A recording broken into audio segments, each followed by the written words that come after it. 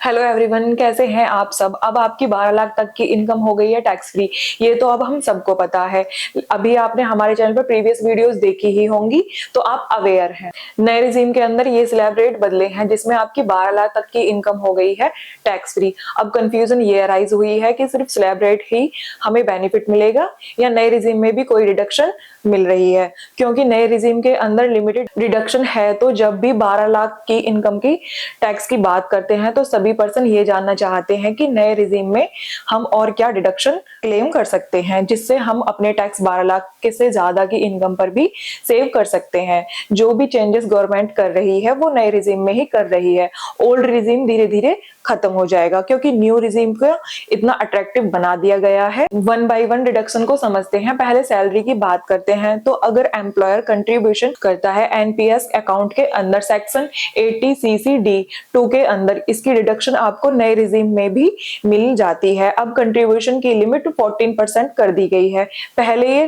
10% थी। तो नया बेनिफिट नए रिजीम में दे दिया गया है। फैमिली पेंशन की डिडक्शन नए रिजीम के अंदर मिलती है 25,000 और 1/3 of pension which ever is over. तो ये बेनिफिट भी नए रिजीम में अवेलेबल है। सैलरी के लिए बहुत सारे एग्जामिनेशन एंड डिडक्शन अलाउड नहीं है। देन अगर आपने प्रॉपर्टी का रेंट पर दिया हुआ है, रेंट की इनकम को जब आप आईटीआर में देखेंगे तो इस पर 30% की स्टैंडर्ड डिडक्शन मिल जाती है। प्रॉपर्टी का लेट आउट ऑफ होने के केस में अगर आपने हाउसिंग लोन लिया हुआ है और उस पे इंटरेस्ट पे करते हैं तो उसकी डिडक्शन भी आपको रेंट में से मिल जाती है। एक एग्जांपल लेते हैं, एक पर्सन का 25 लाख रेंट आता है पूरे साल में। इसमें से पहले 30% की डिडक्शन माइनस हो जाएगी, लेस हो जाएगा हाउसिंग लोन का इंटरेस्ट। अनलिमिटेड मान लो वो 4 लाख पे करता है पूरे साल में, अनलिमिटेड उसको डिडक्शन मिलती है।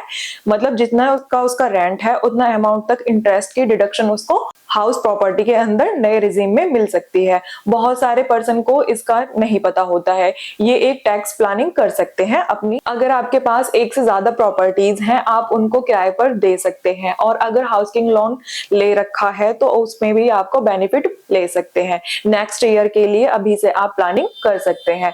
अब बहुत सारे डिडक्शन नहीं मिलती हैं, जैसे बिजनेस के लिए ये बहुत सारे डिडक्शन नहीं मिलती हैं नए रिजीम के अंदर। देन तो अगर बात करें सैलरीड के केस में, जैसे प्रोफेशनल टैक्स की डिडक्शन नहीं मिलती, इंटरटेनमेंट अलाउंस की डिडक्शन नहीं मिलती, एलटीए की नहीं मिलती, एचआरए की डिडक्शन नए रिजीम में नहीं मिलती है। तो आपने समझ लिया है कि कितना डिडक्शन नए रिजीम में अलाउ है, तो आप अपनी टैक्स प्लानिंग कर सकते हैं। अगर आपकी इनकम ज्यादा है 12 लाख से तो आप टैक्स प्लानिंग कर सकते हैं अपनी, जिससे आप गवर्नमेंट को भी ये टैक्स देना ना पड़े आपको। तो वीडियो आपको हेल्पफुल लगी हो तो प्लीज आप इसको लाइक, शेयर और कमेंट करें।